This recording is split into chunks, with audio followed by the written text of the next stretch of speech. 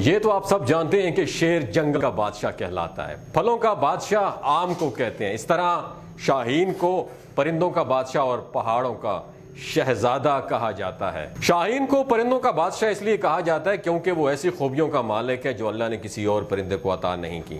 آج کی ویڈیو میں ہم دیکھیں گے کہ شاہین میں ایسی کون سی خوبیاں ہیں جس کی وجہ سے اسے پرندوں کا بادشاہ کہا جاتا ہے، اور اس کی ان خوبیوں سے ہمیں لرننگ کیا حاصل ہوتی ہے۔ دوستو یاد رکھیے، شاہین کی سب سے بڑی خوبی یہ ہے کہ وہ 15,000 فٹ کی بلندی پر آسانی سے اڑ سکتا ہے۔ یہ اونچائی اتنی ہے جہاں تک صرف ایک جنگی جہاز اڑان بھر سکتا ہے۔ شاہین کی اس خوبی میں ہمارے لیے یہ سبق ہے کہ انسان کو اپنی سوچ بہت بلند رکھنی چاہیے، زندگی میں ہمیشہ اپنا مقصد بڑا رکھنا چاہیے، اور اس مقصد تک پہنچنے کے لیے سوچ بھی بڑی رکھنی چاہیے۔ شاہین کی دوسری خوبی یہ ہے کہ وہ صرف اکیلے ہی اڑنا پسند کرتا ہے یا اپنے جیسے دوسرے ساتھیوں کے ساتھ اڑنا پسند کرتا ہے۔ اس کی وجہ یہ نہیں ہے کہ وہ خود کو اعلیٰ سمجھتا ہے، بلکہ اس کا مطلب بری صحبت سے گریز کرنا ہے۔ شاہین کی اس خوبی میں ہمارے لیے یہ سب سے بڑی لرننگ ہے کہ ہر طرح کے لوگوں میں اٹھنا بیٹھنا نہیں چاہیے، بری صحبت سے بچنا چاہیے، نیک اور صاحب علم لوگوں کی صحبت تلاش کرنی چاہیے جن میں بیٹھنے سے آپ کو کوئی نقصان نہ ہو۔ دوستو یاد رکھیے، شاہین کی تیسری بڑی خوبی یہ ہے کہ اس کی نظر بہت تیز ہوتی ہے۔ کہتے ہیں کہ شاہین کی آنکھ ایک انسانی آنکھ سے 10 گنا زیادہ دور تک دیکھ سکتی ہے۔ گویا قدرت نے شاہین کی آنکھوں میں قدرتی دوربین فٹ کر دی ہے۔ یہی وجہ ہے کہ شاہین اپنے شکار کو 3 کلومیٹر کی بلندی سے دیکھ لیتا ہے، اور وہاں تک پہنچنے کا راستہ کتنا ہی کٹھن کیوں نہ ہو، اپنا شکار ایک ہی دفعہ میں حاصل کر لیتا ہے۔ دوستو یاد رکھیے، شاہین کی اس خوبی میں ہمارے لیے ایک لرننگ ہے کہ کامیابی کے راستے میں جتنی بھی مشکلات آئیں ان کا ڈٹ کر مقابلہ کرنا چاہیے، مشکلات سے گھبرا کر قیمتی وقت کو ضائع نہیں کرنا چاہیے۔ مقصد حیات کو حاصل کرنے کے لیے سوچ کی ڈائریکشن کو درست رکھنا چاہیے تاکہ آنے والی مشکلات کا مقابلہ کرنے اور ان سے بچنے کے لیے آپ پہلے سے ریڈی ہوں۔ شاہین کی چوتھی خوبی یہ ہے کہ وہ ہمیشہ تازہ شکار کر کے کھانا پسند کرتا ہے اور گدھ کی طرح مردار کھانا پسند نہیں کرتا۔ علامہ اقبال فرماتے ہیں کہ پرواز ہے دونوں کی اسی ایک فضا میں، کرگس کا جہاں اور ہے شاہین کا جہاں اور۔ دوستو یاد رکھیے، کرگس گدھ کو بولتے ہیں۔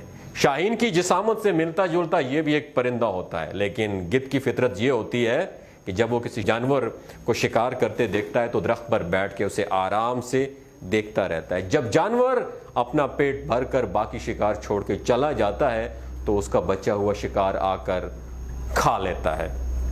دوستو اس شعر میں علامہ اقبال نوجوانوں کو سمجھا رہے ہیں کہ مومن کبھی حرام کھاتا ہے نہ کسی کا بچا ہوا کھاتا ہے، بلکہ شاہین کی طرح اپنی محنت سے کما کر حلال کھانا پسند کرتا ہے۔